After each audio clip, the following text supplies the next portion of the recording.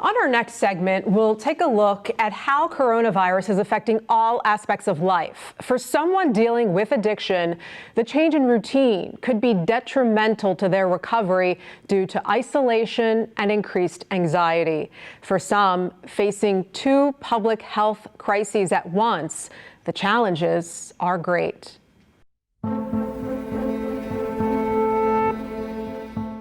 I had a helicopter mother, so I'm very close with my mom today, but she was always on top of me. And I quickly chose the art of baton twirling at the age of 12. And I ended up going to college at the University of Miami. And I was the featured twirler in Miami and quickly got introduced after being very sheltered to a lot of different things in college, from the Quaaludes to the other types of things and alcohol. I'm going to fast forward because this is where my story comes into opioids.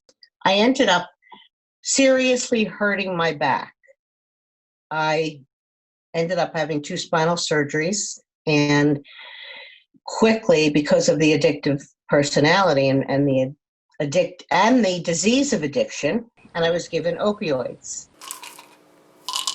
It didn't matter whether it was Tylenol with codeine, Percocet, Vicodin. I would take it, and I would probably take 3 or 4 more of what I was supposed to take. Because I was a physician's wife, instead of getting 50 pills, I got 100. So I basically took them the way I wanted to.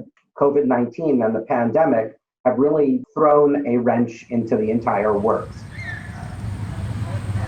It's not the same because, if you're already started to be in isolation mode, it's easy to kind of just put the phone down and not pick that up. No one's really calling you out on it. If you're at a meeting, someone can see you and see if you're struggling or if you need help or where were you yesterday, and it's just different. So I could see where people can get lost in that.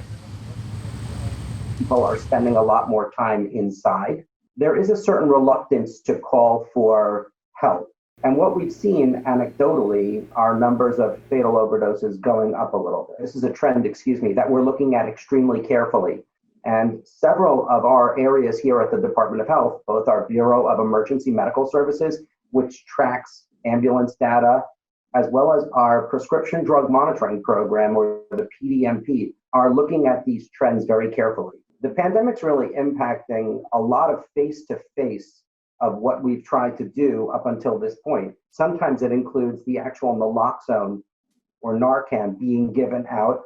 And so this is really turning into a very difficult situation in regard to our disaster declaration about opioids. I can identify with people in recovery. That's why I'm in it, from all walks of life, from different types of addictions.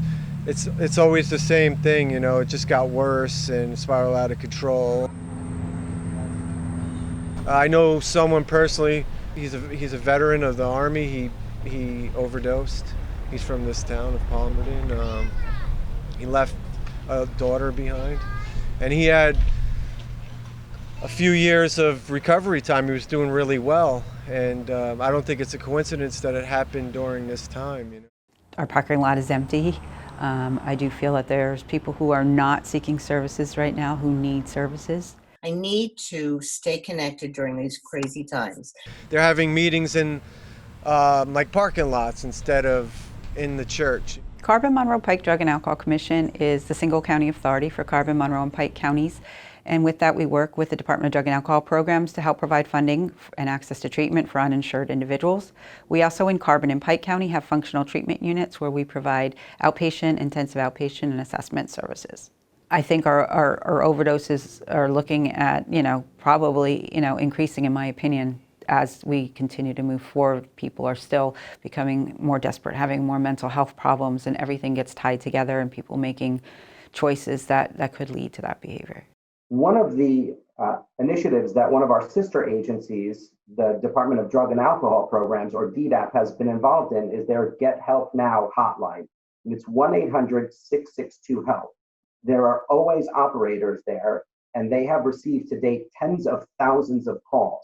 And thousands of those have been specific to getting directly into recovery. Getting into the pandemic, I couldn't imagine not being sober going through this. So, being a sober mom and a sober wife is a gift. I wouldn't trade it for anything. Recovery is possible and treatment works. We want people to know we're there. This is important to us.